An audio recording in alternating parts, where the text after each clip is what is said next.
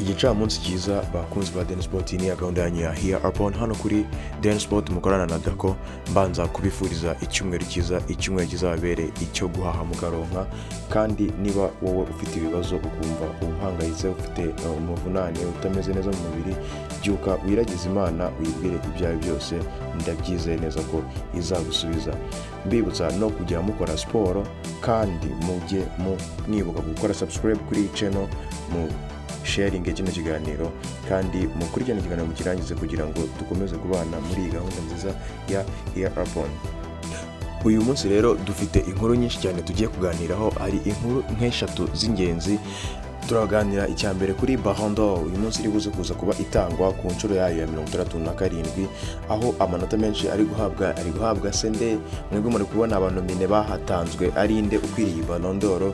Indi nkuru ya kabiri turi buze kuba tuvugaho ni shampiyona yari yakomeje z'Iburayi zari zagiye ziba, aho imikino yari ikomeye cyane turi buze kwibandaho ari umukino wa El Clasico wabaye ku wa gatandatu, aho ikipe ya Real Madrid yaje kwibasira ikipe ya Barcelona, ikora comeback nziza. Na mu Bwongereza naho umukino w'ikipe ya Manchester United na ikipe ya Man U byari ya Manchester City byari byakinnye, aho ikipe ya Manchester City yaje kongera kuguhe isomo rya ruhago ikipe ya Manchester United isanze mu rugo ku mbehe yayo, ibwira ngo ibanze igende ikosora ibintu, ibanze igende yitegure neza, ikore imitegurire myiza. Imikino rero nuko yagenze muri shampiyona z'Ubwongereza. Izo nkuru nizo eshatu numva uyu munsi turi buze kwibandaho, cyane cyane twibanda kuri Ballon d'Or iri buze kuba imanuka kuri uyu munsi. Reka rero dukomezanye iki kiganiro cya Here Upon dukomereza ku inkuru ya mbere. Ku isaha y'i 3:45 nibwo biteganyijwe ko seremoni y'igikombe cya Ballon d'Or bahereza umukinnyi witwaye neza kurusha abandi mu mwaka, aribwo seremoni yayo, ikirori cyayo kiri buze kuba gitangira, batangira guhereza ibihembo by'umukinnyi witwaye neza kurusha abandi uyu mwaka 2023 ku nshuro yayo ya 67. Rero dukurikiye, hari igihe ujya wibaza ati se Ballon d'Or iyo bari kuyitanga barebera kuki? Ndagira ngo nkushyirire hanze, nkuganirize ku kintu cyose cyatuma umukinnyi yegukana Ballon d'Or. Ikintu cya mbere gituma umuntu atwara Ballon d'Or, cyangwa se ibyo bagenderaho cyane cyane mu bituma umuntu atwara Ballon d'Or, first of all ni umukinnyi ku giti cye, akamaro yamariye amakipe yose yagiye akinira mw'uwo mwaka. Icya kabiri, ibikombe yagiye atwara. Icya gatatu, se uwo mukinnyi yagiye agira amanota angana iki muri ibyo bikombe byose bagiye bitabira n'ayo makipe. Nk'urugero, ugendeye ku biri kuvugwa hano hanze i Burayi n'ibinyamakuru byinshi cyane bigiye bikomeye kandi bitandukanye, bivuga ko muri bano bakontenda bose batanzwe abakinnyi batatu bakomeje kwiharira amajwi menshi, ari Lionel Messi, Haaland ndetse na Mbappe. Ese Lionel Messi yitwaye gute mu mwaka wa 2022 na 2023? Kylian Mbappe se we yitwaye gute muri 2023? Ese Haaland yitwaye gute 2022-2023? Ndabigira mbibutse ko Lionel Messi muri uyu mwaka wa 2022-2023 yabashije gutsinda ibitego 42 muri iyo sezo, atangamo assist 26, atwara igikombe cy'isi, atwara igikombe cy'Ubufaransa, igikombe cya Ligue 1, atwara n'igikombe cye nk'umukinnyi w'irushanwa ry'igikombe cy'isi. Umukinnyi Iran Haaland yabashije gutsinda ibitego 56 muri sezo, atanga assist 9, atwara igikombe cya UEFA Champions League, atwara Premier League, atwara na FA Cup. Naho Kylian Mbappe Lotte yabashije gutsinda ibitego 55 muri uwo mwaka, atanga assist 14, atwara igikombe cy'Ubufaransa Ligue 1, ndetse abasha no kugeza ikipe y'igihugu cye kuri finali, ari n'umutop scorer w'iyo kipe y'igihugu. Ubwo rero nawe ugiye ku nominatinga uhereye ushaka gutanga nk'umwanya wa mbere, nawe urumva ibyo wagenderaho, kuko nk'umukinnyi Kylian Mbappe mu ikipe ya Paris Saint-Germain yatsinze ibitego 29 niba mubyibuka neza, abasha gutanga na assist 6 muri uwo mwaka. Aho Lionel Messi mu ikipe bakinanagamo yabashije gutsinda ibitego 16, atanga na assist 16. Naho Erling Haaland abasha gutsinda ibitego 36 muri shampiyona y'Ubwongereza, atanga n'imipira ivamo ibitego 8 arizo assist, byose hamwe bikaba ibitego 44. Uwo niwo mwaka wa Haaland yagize muri shampiyona y'Ubwongereza.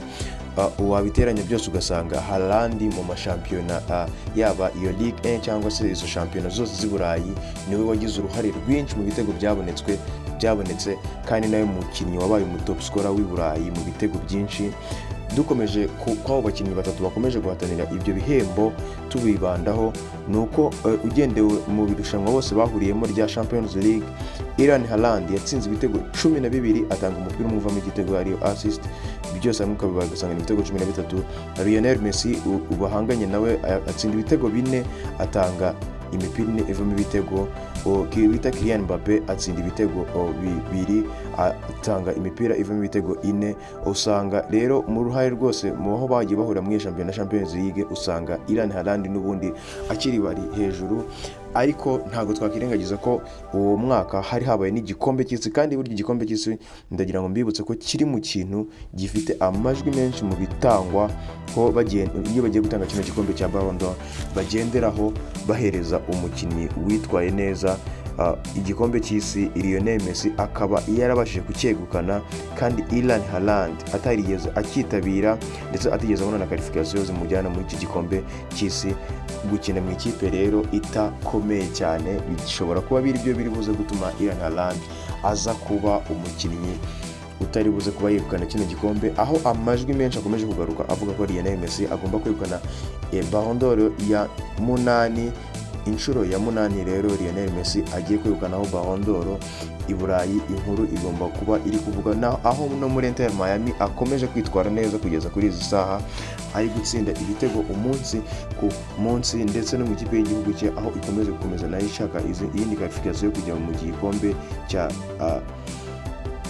cy'isi ndetse n'ibindi bikombe bya nka Copa America, aho ikomeje kugenda nabwo yitwara neza, aho aherutse gutsinda ibitego 2-0 mu ikipe ya Uruguay aho bari bahuye, byose ariwe wabitsinze bakayitsinda ibitego 2-0. Ubwo ngubwo rero Lionel Messi nk'ibikomejwe kuvugwa hano i Burayi, reka dutegereze turebe niba koko ari urubuza kwegukana iyi Ballon d'Or ku nshuro ye ya 8 ku nshuro ya 67, ari nawe muntu ukomeje kujya ku gasongero k'abantu batwaye Ballon d'Or nyinshi. Ni inshuro 8 umukurikira ni Cristiano Ronaldo umaze kwitwara inshuro 5. Rero mureke turebe aho bikomeza kugana. Dukomereze muri shampiyona ya Bwongereza, aho ikipe ya Manchester United yari ayigaritswe, aho twari tubonye umukino w'ikipe ya Manchester United yari iri hasi.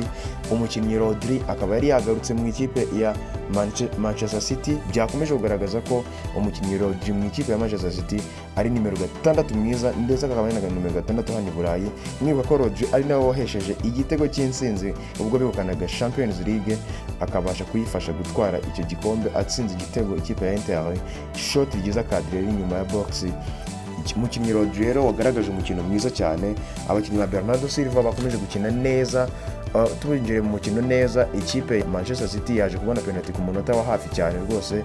Penalty yari ikozwe n'umukinnyi Hojland, aho yari akoreshejeho intoki, biza kurangira ari penalty. Baza kuyihereza umukinnyi Haaland, aza gufungura amazamu ku munota wa hafi cyane rwose w'igice cya mbere. Ikipe ya Manchester City iza kubona igitego 1-0. Igice cya kabiri kiza gutangira ari igitego 1-0. Mu gice cya kabiri nibwo uyu mukinnyi Erling Haaland yaje kongera gutsinda igitego cyiza cyane ku kazi keza kari gakozwe no mukinnyi Jack Grealish, aho yari amaze kuyamina aba defense b'ikipe ya Manchester City, harimo n'umukinnyi Fernandes. Aza gutanga pass kuri Bernardo Silva winjiye neza cyane rwose, aterura baro ayiterekera neza mu birometero bireshya neza, nuko Haaland yatarutse. Haaland bavuze ko cya gitego yagitsinze ameze nka patron mu kirere, aho ibinyamakuru byaje kugenda bikora n'amafoto agaragaza ko umukinnyi Haaland yatunzwe urutoki na Guardiola umutoza, amubwira ngo nuko namba nakubwiye ngo uzamuke mu kirere ushyire ku mutwe mwana wanjye ukanyumvira. Aza kuzamuka rero free header, umutwe mwiza cyane. Onana nta kintu ari kuwukoraho.